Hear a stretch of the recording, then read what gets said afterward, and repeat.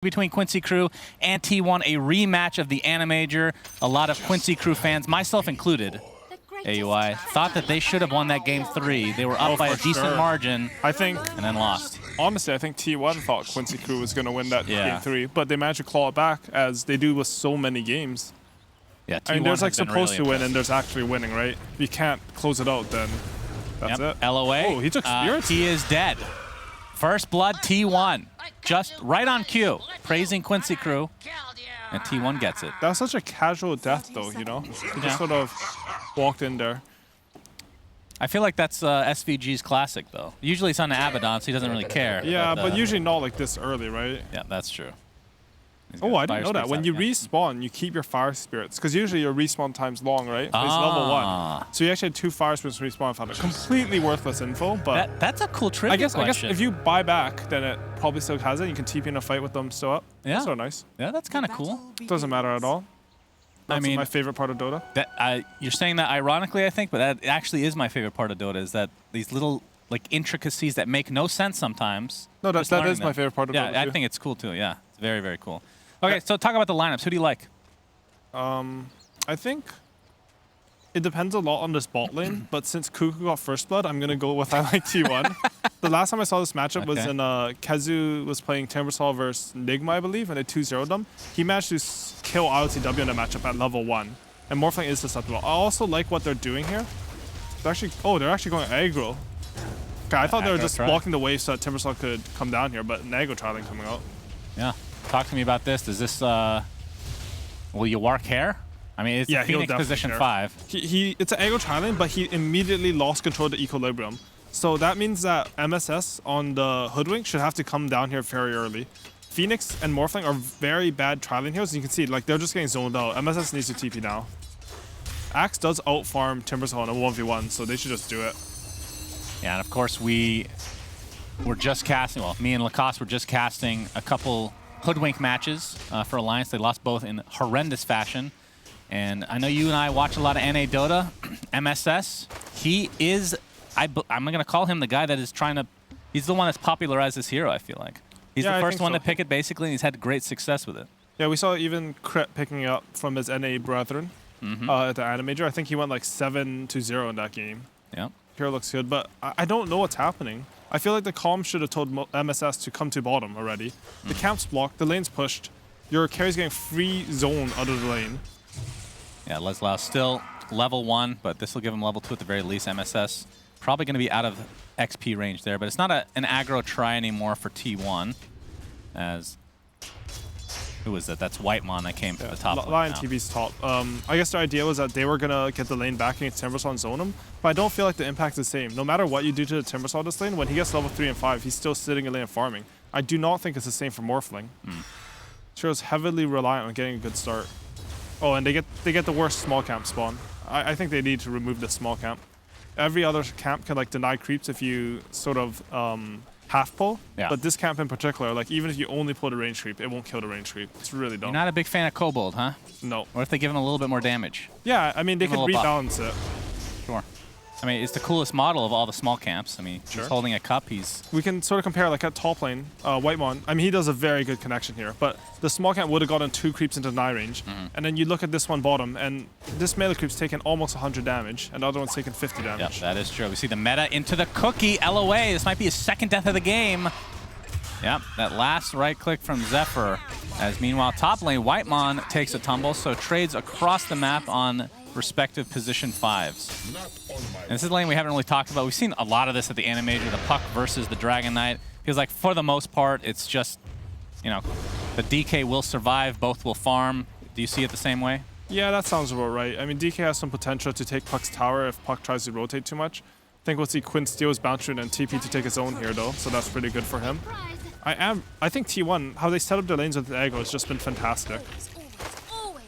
This Morphling, he's just getting completely shut down, whereas I think if you lane it versus Timbersaw, usually Morphling has a pretty good lane and some timings at level 6. Well, Leslau's getting pretty close at the very least to getting his Ring of Health, which will allow him to sustain a bit in lane. He opted for the boots before Ring of Health, which I think is a good aggressive choice. They used that to kill Whitemon once, and it's already paid itself off in that. It's not like you can really sustain versus Timbersaw anyways. Yeah, but kind of what you're talking about here, the TB 19 and 11 CS versus the counterpart in Yuar 9 and 2.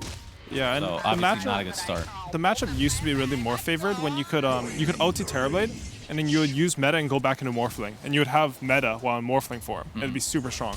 But they actually changed that, fixed that, I don't know what you want to call it, and now you can't do that. So the matchup it's pretty even now, I think. Maybe slightly more favored, but not with this start. So why can't you do that, though? Because if you have like Little Shredder, for example, that still applies when you turn back to Morphling, right? How that Or worked Shadow was Realm as well. before you would change back from Terrorblade into transformation time of meta, and that would make you keep it. I don't know why or how they fixed it, but they just changed it. Like a lot of Dota changes are just like that. Yeah, for sure. MSS pressuring Whitemon off the lane.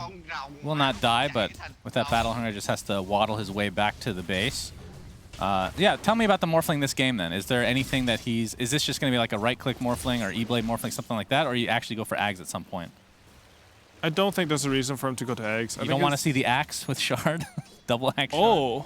I mean, I do. Wait, cool. like I want to see that, but do I think it's good? Right? Like, they're different. That's true. Well, I really want him to go there. I want him to go Blink Manta and turn into Axe with eggs. Yeah. Well, you don't need to. You have waveform. You don't need the. No, you need the blink. You need to commit. Okay, but I'm guessing the way it works is you get Shard on Morphling, and that means you get the whoever you copy Shard, right? Yes, okay. that is how it works. It's very good. I saw Morphling.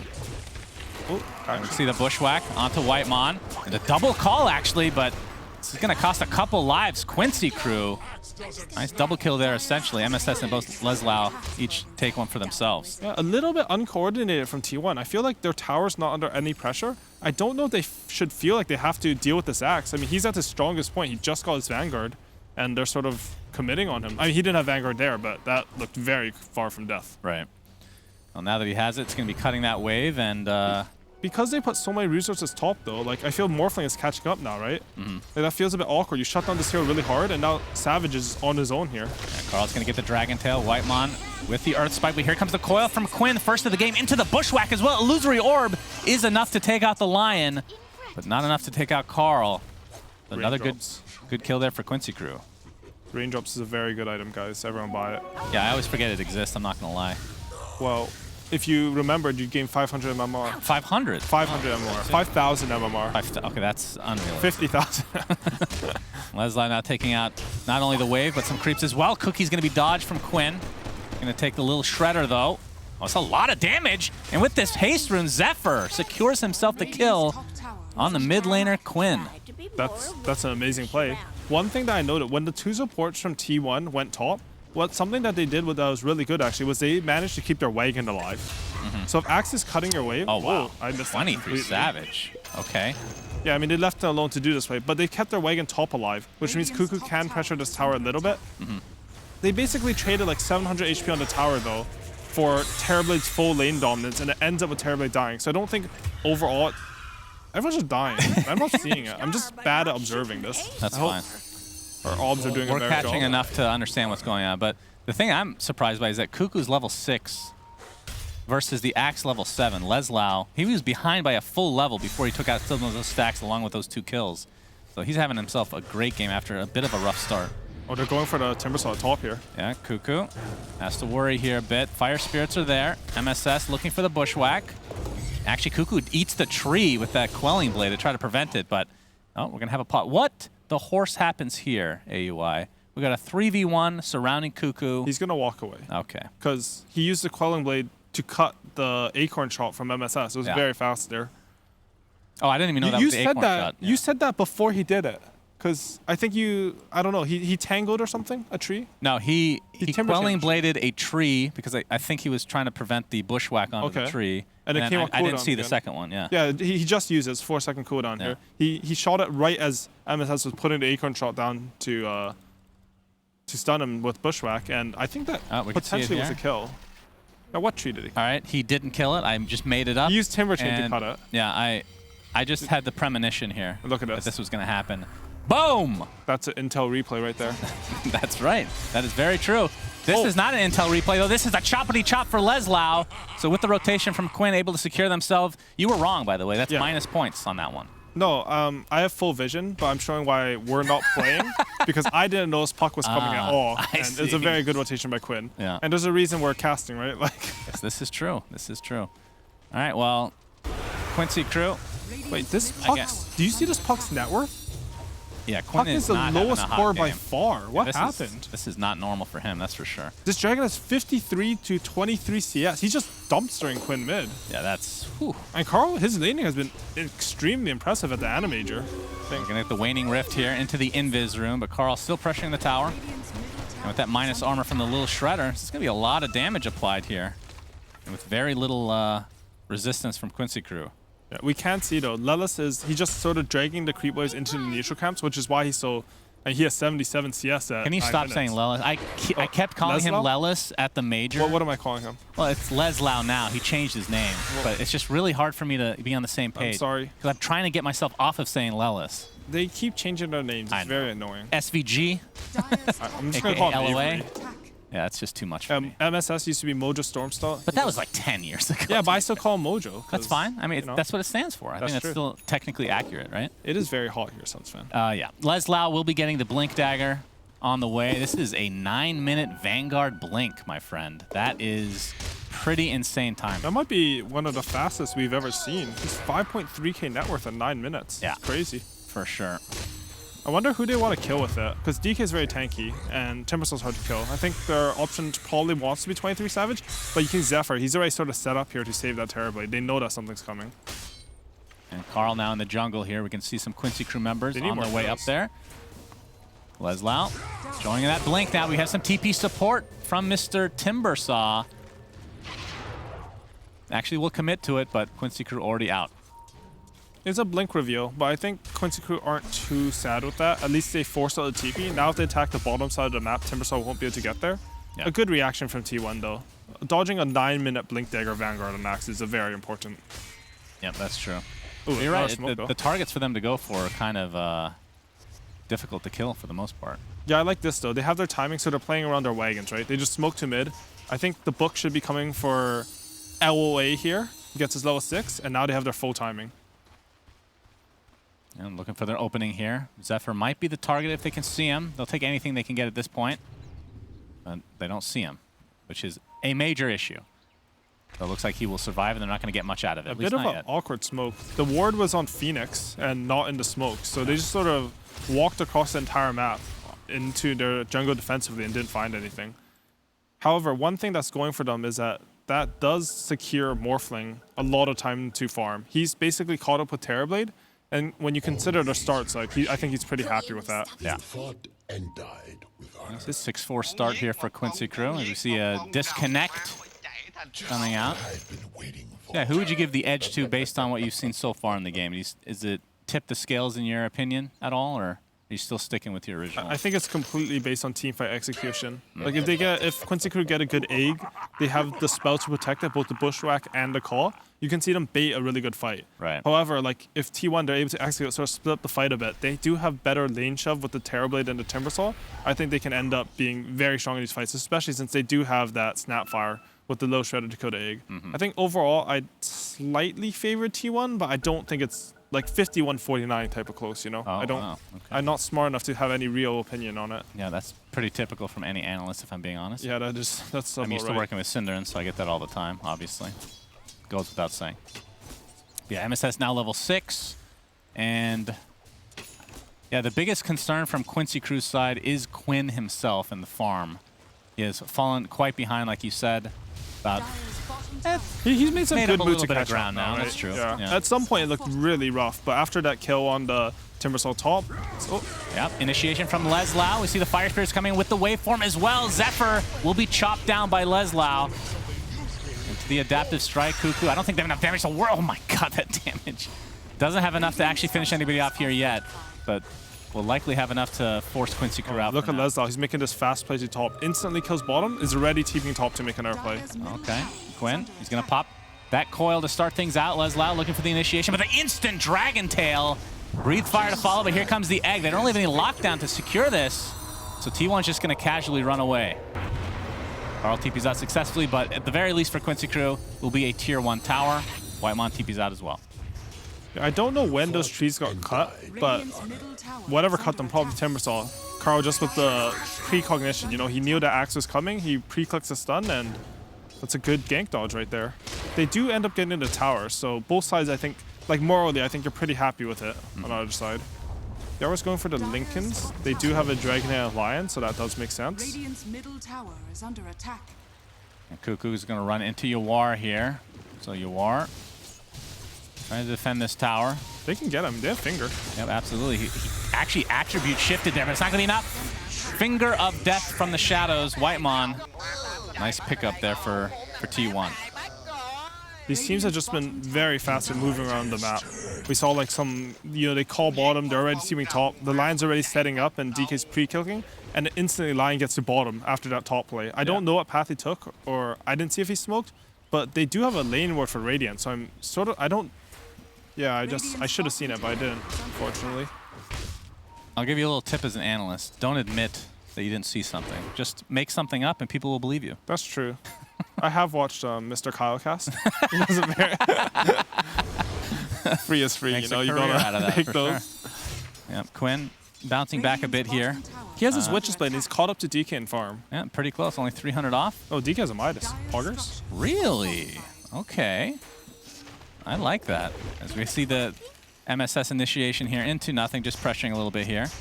It's 3 minutes faster than average on this patch out of only 10 matches, so a little bit of a small sample size. Leslau not able to get the Berserker's call off.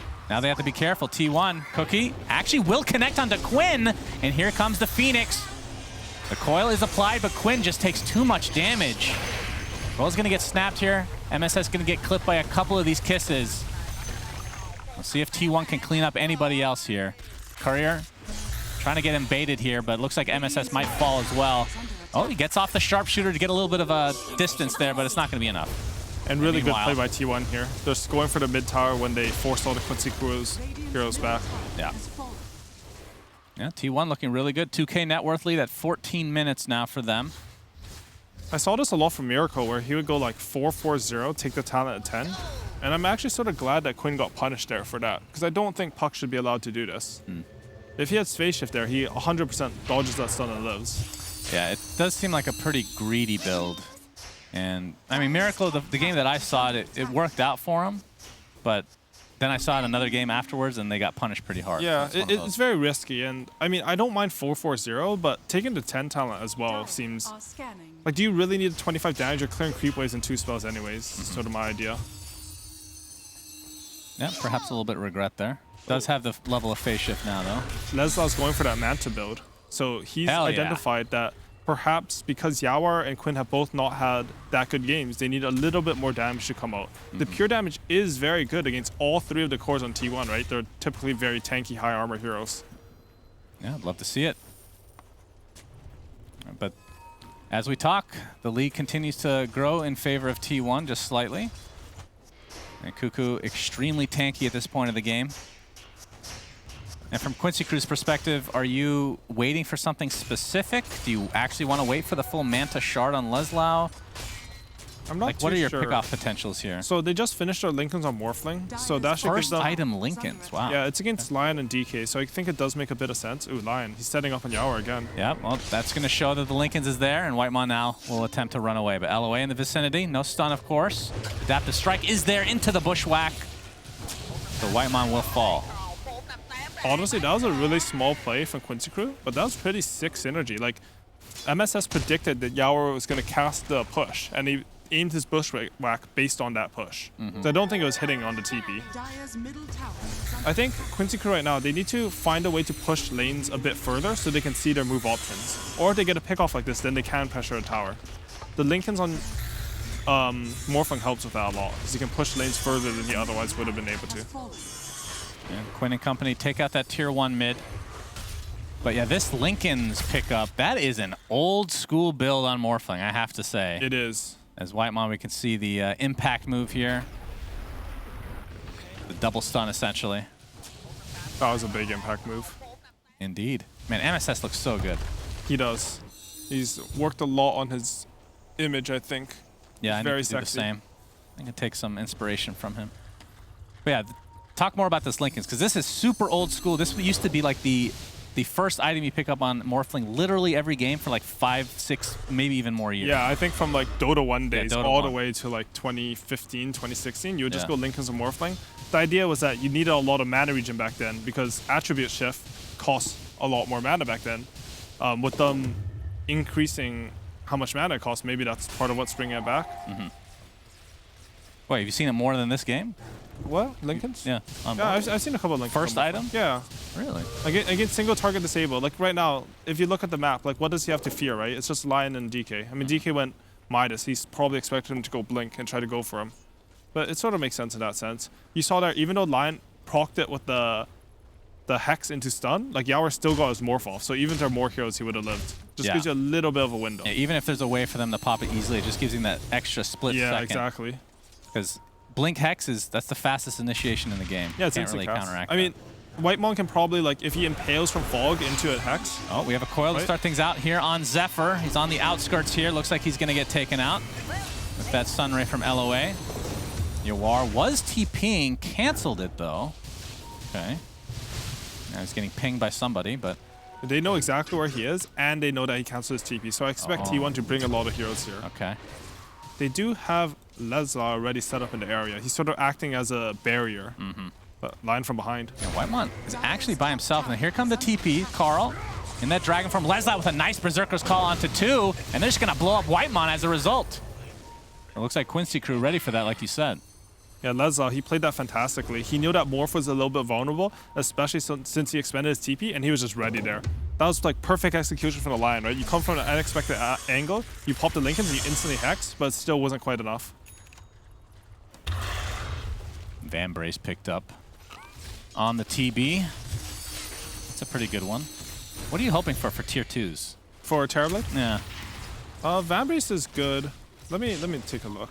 I really like Aquila because I like mana regen. Okay, And I think Pupil's Gift is very solid. Like any of the Essence Ring, Pupil Gift, and Nethershaw, they're like very solid defensive options. But I think Vambrace and Quicksilver are probably your best farming ones. Aquila, Vambrace, and Quicksilver. Imclaw's fine too. Honestly, all the tier 2 items are pretty solid right now in Dota. Yeah, I think they're quite balanced, actually. Dire's top tower Fairy is Trinket, under on the other attack. hand. That is a good one. Possess Yeah. Mask as well. Lesla has the Yasha. Of course, not 20 minutes yet. See if he goes for the shard before actually finishing the Manta. Oh, Quincy, they want to go in here. Yep, they sure do. Cuckoo puts himself potentially in harm's way. Berserker's Call is there with the Sunray to follow. And that is going to be a very easy kill onto Cuckoo. And even the Mortimer's Kiss is coming out from Rosh afar. Yeah, and they know that that's down, so that's yet another spell that they don't have to worry about for this potential Rosh take. The And Morph even Quinn is going for Linken's. Yeah, it's just a really good item this game. It's hard to initiate onto these. Like, if you give Puck enough time to phase shift, he'll get that off. You give Morphling enough time to morph, he'll live, right? Yeah. You just need a little bit of time. Also, I really like the Morphling versus Timbersaw matchup. I saw this once. I think it was Ame versus Beast Coast at the Major. I can't quite remember. But he was Morphling against the Timbersaw, and at level 6, he just solo killed him. Because the Whirling Death is so good against these strength heroes, like Timbersaw. And this Aegis has really swung the momentum of this map. Aegis means that you can push lanes further than you otherwise would. You can sort of take areas that normally you wouldn't deserve. And if you get map control with Quincy Crew's lineup, I think it's very easy for them to find kills. Yeah.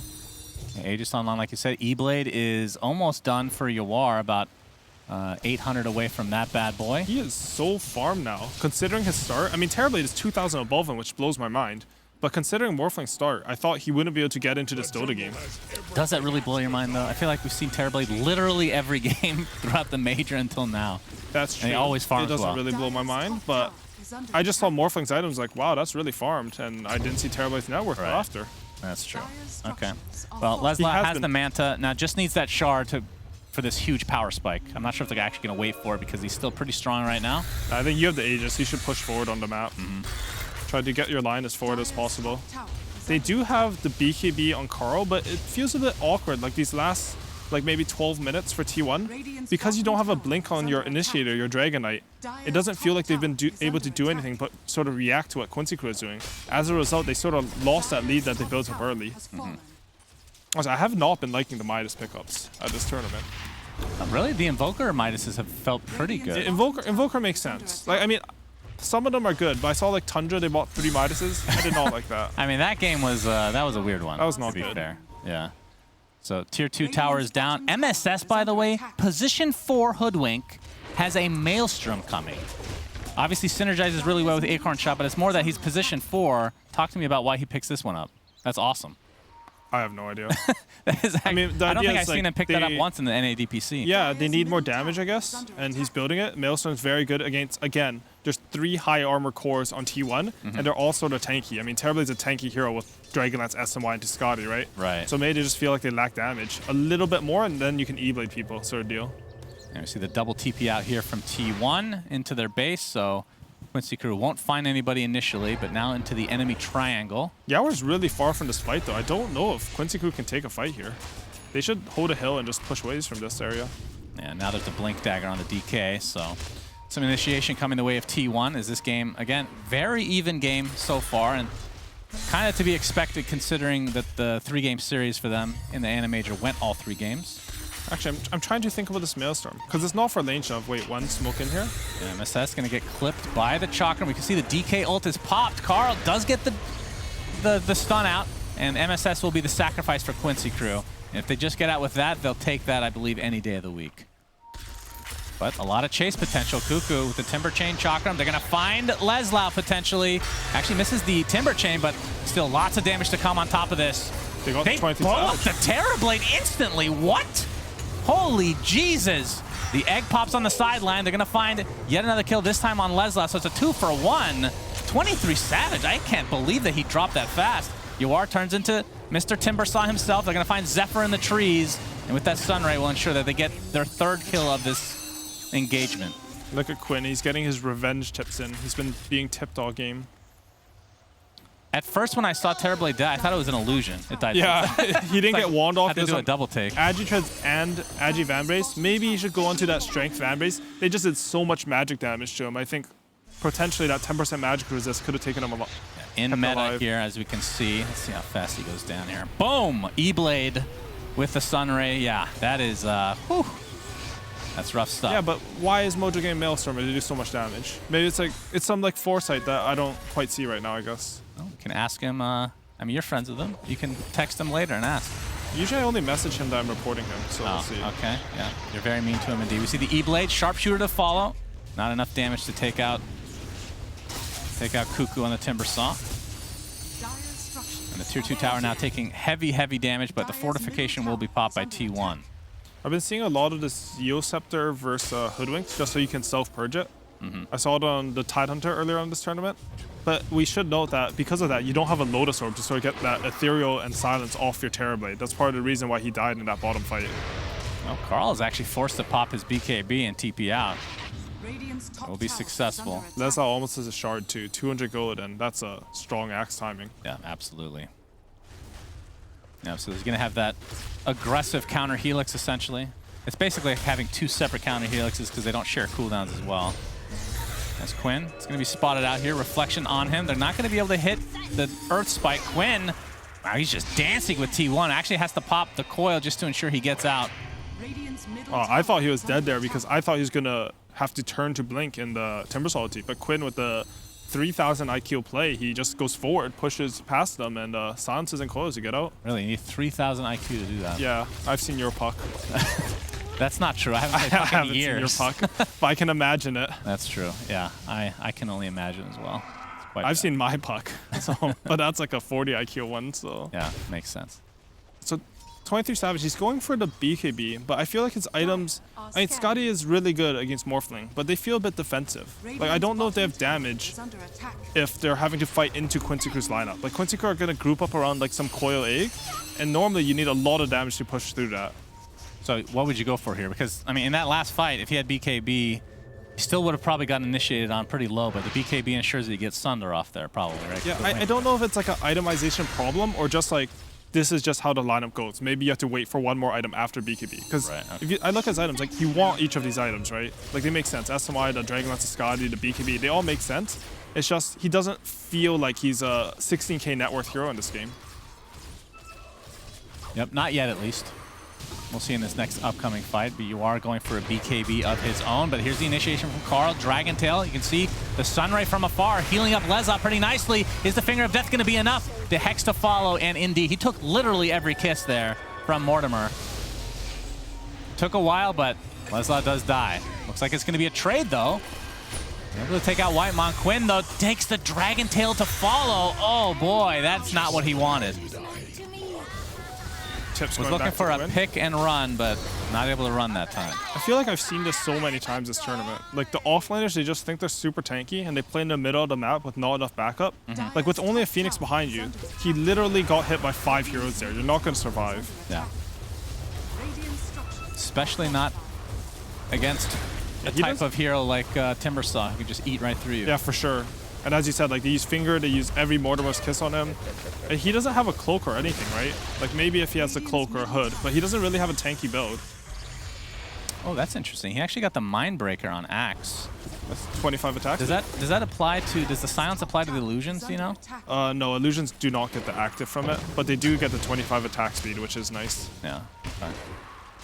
Yeah, Mindbreaker's sort of a weird item. What's that? Mindbreaker feels like a weird item. I think it's like that's only... a Pango item right there. Yeah, it's good on Pango and Wind Ranger, right?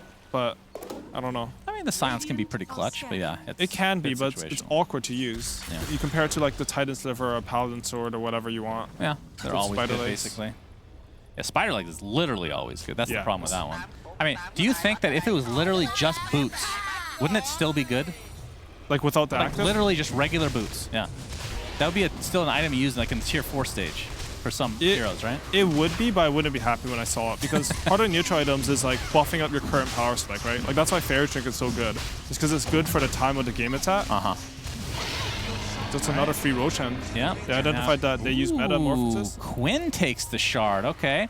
So this will give 70 bonus damage to Waning Rift and knock people back 250 distance. So it sounds cool in theory in terms of like synergizing with Dream Coil, but in practice, I haven't really seen it be too successful. It used to get bought a lot when it was 100 damage because you would just buy it for the damage. But to be honest, Phoenix already bought his, Axe already bought his. Hoodwinks is like a negative, I think. Like it's not even a shard, and I don't think Yawar cared about the his, decoy. So yeah. He was just like the last one left to take one. Yeah, that's true. That's actually a good point. That decoy is actually awful. So it could be game winning. You never know. Yeah. If you cast a spell on it, it might stun you for 1 second. Yes. Maybe if it was a regular bushwhack and not a lesser one. But yeah, it will be. I mean, with the Waning Rift also will reveal invisible units, including wards in the area, which is kind of cool. So kind of the Zeus treatment to some degree. But yeah, majority of Quincy crew do have the shard, like you said. So smoking up, 3K network lead now for them. Leslie looking for the initiation. Dragon form spot, that's the Aghanim Scepter on Carl. He is very hard to kill. He's actually going to jump and actually successfully get the Dragon Tail.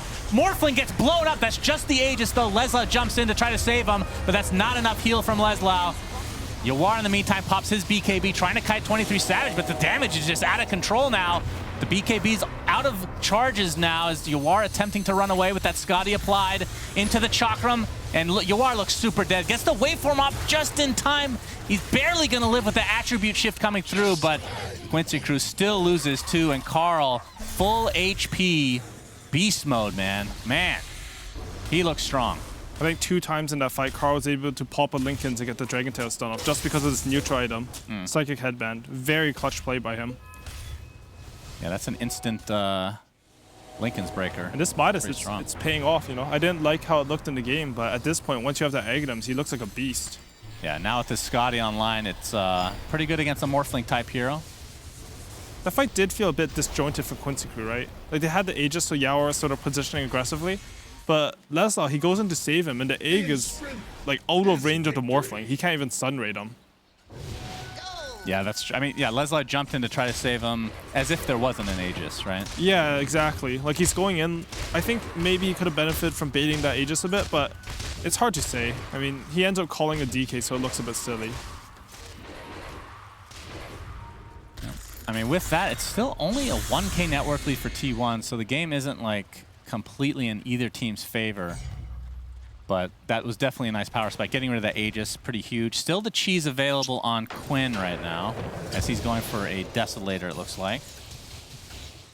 And in terms of T1 items, Cuckoo has the Sage Kaya with the Yule's Pipe, going for a Lotus Orb right now. And we talked, of course, already about Carl and his Aghanim Scepter. We'll be going for an Assault Cuirass on top of that.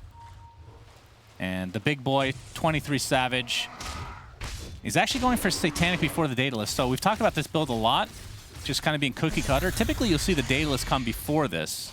What are your thoughts on going for the tankiness? Yeah, I think he has a different read on the game than I did initially. I think his read's actually correct. Because once I saw that fight, like Carl and Cuckoo are dealing a lot more damage than I thought they would. So his idea is like, they have these 3 tanky cores. If he gets to a point where the damage on Quincy Crew runs out, because Puck's damage will run out, right? It's very spell-based. Morphling is based on E-Blade, and Axe is based on like this one Manta Call. If they can survive through that, he thinks he can win any team fight. Like, I can completely see that happening. And well, T1 all together now, basically, in this Quincy Crew jungle. Still 8-second BKB on 23 Savage. You can see the 20 strength talent taken for Carl. We've talked about that talent before. I mean, do you actually have a preference on that talent versus the Elder Dragon or the attack range? If you're buying Blink, I think you should always take the strength. Like, you're blinking on top of them to use your 400 range stun. I don't see why you would take attack range. It has to be like very specific. We did see that talent a lot in the Animator, actually. Yeah, that's true. I don't know. Like, maybe there's some reason I just don't understand. Maybe for sieging high ground is better. That would probably make sense.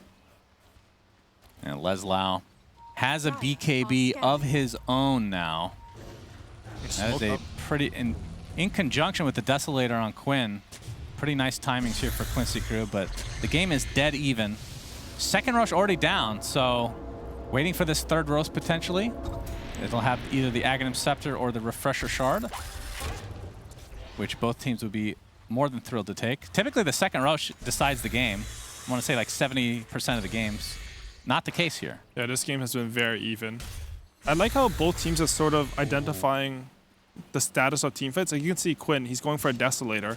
He needs more damage. And you can see 23 Savage, he's going for Satanic, saying like, you don't have enough damage. Right. Now he has a DD rune, so it doesn't matter what items he has, he's going to smack. All right, I need to hype this item up a bit, Mr. AUI. We got Mr. Leslau working towards an Aghanim Scepter, one of my favorite Ags in the game. Gives you lower cooldown on Berserker's Call. Anybody you Berserker's Call gets Battle Hungered, and anybody you Battle Hunger gets -7 armor stolen from them and given to Axe. So with the Desolator on top of that, they have a lot of minus armor. That's some cool synergy. Yeah, I absolutely love this item. It's not really an item you can get that early, but It's a good item for sure.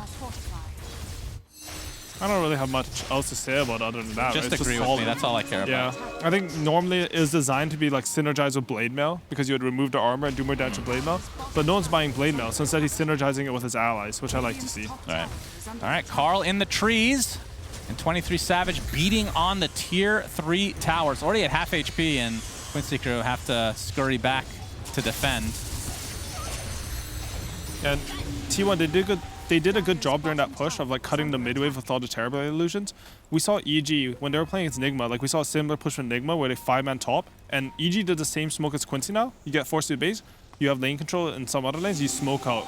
However, T1, they have a lot more information than Nigma did this game just because of how they're shoving lanes. Yeah, we have many players smoked right now. Ooh, they see a lot of T1 on their ward though. Yeah, 23 Savage is so enormous right now. Carl, in the literal sense, is enormous, but goes back to his worthless human form. Cuckoo's going to show in lane. And again, kind of the issue for Quincy Crew this game is that T1's heroes are just so hard to jump because they're so ridiculously tanky in general. Both with Timber. I mean, even the Terrorblade at this point. Terrorblade has 3.5k HP with a Paladin sword. And the stuns, I mean, you have a call, but your follow-up isn't really casual because T1 have ways to cut that Hoodwink Bushwhack tree. Just, you know, Timber Saw's ultimate. And yeah, top lane pushes in because T1 were able to like leave illusions around the map, and they know exactly where Quincy Crew are. And you can see Zephyr on the Snapfire has his shard as well, so that's the Scatter Blast stun. Oh, with a Blink Dagger too, so he's a good catch hero. Yeah, I mean, that's a really powerful shard. Big power spike for him. But Scotty now in line for Yawar, so he's starting to get pretty beefy himself. Is Carl back into that dragon form? Forcing TPs back again from Quincy Crew's side. But again, the network, like we're not seeing either team kind of run away with this at all, which surprises me to a little bit, to a small degree here. I feel like T1 has, feels like at least, more map control, but apparently not the case. They've just had to play really tight. I think the reason why we haven't seen Leslie get any pick-offs with this like Blink Manta with the Shard is just because T1 are playing very like solid. They're not really, I think they believe in their scale maybe, if you play like this. They're not really taking any risks. And I think if I was them, like they've won every late game I've seen them on. So they probably believe in that. Leveler on Leslie. That is an awesome item for the right-clicking axe. Very cool. Let's see if it comes to... Oh, Leslie's going to jump in with that Manta style, and the burst damage coming through. It's not enough. We're going to get the Yule Scepter to come online here, but it looks like Cuckoo will fall eventually. Nope, Timber Chains with that Lotus Orb, so the Culling Blade, not nearly enough. They're trying to kite out 23 Savage. He gets the reflection up. Now Yawar's the one in trouble. Gets 4-step to the safety. Waveforms to the high ground. Still getting right-click from afar. Carl with that Dragon Tail keeps him in place. Leslie with a counter initiation. Will it be enough to actually kill Yawar? Getting healed more from the egg to follow with the Shard online on LOA. Some way, somehow, nobody has died in this fight. So much sustained from both sides. My God, that's crazy. And Roche is available. And T1, they need to just Roshan right now. They use Metamorphosis, they need to go. Ooh, Aghanim Scepter, so likely see that on 23 Savage with the Fear. Yeah, I would AoE like spell. that. Him or Timbersaw. I think Timbersaw's is pretty good. Quinn, they pop the Lincolns into the Dragon Tail again, trying to get healed, but it's not going to be enough. Buys back into the game. Initiation now from Leslie. Looks like he's going to drop shortly after. A double kill for Cuckoo, and now a double buyback on Quincy Crew. That all rhymed for some reason. Roshan at half HP. Need to reset here. Where's 23 Savage? No meta right now. He's gonna jump in though. They're gonna try to burst down Puck. That's a dive back onto Quinn.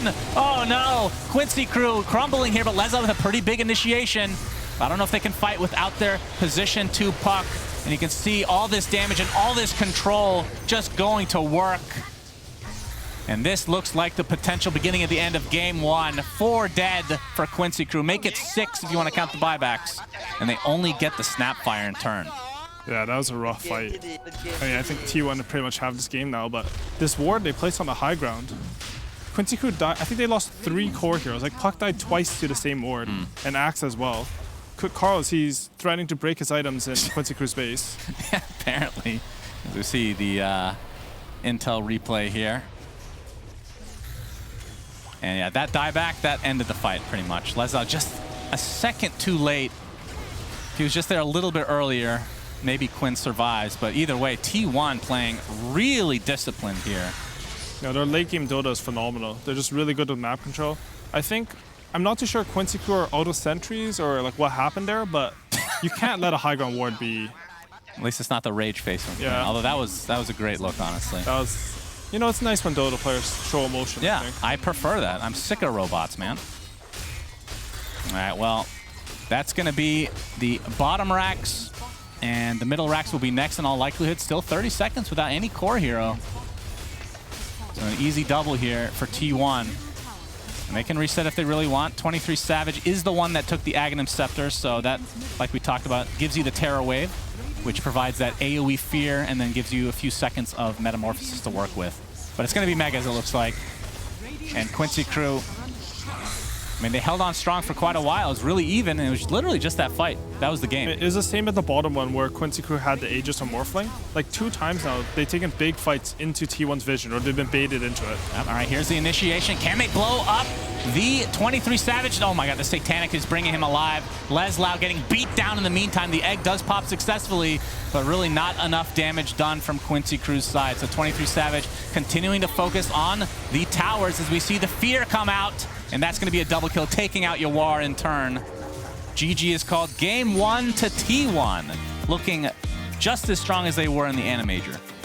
Honestly, maybe even stronger. They played a really clean game this game. They just, every single time that there was a fight opportunity, they always played their percentages. They never like really ran in too far.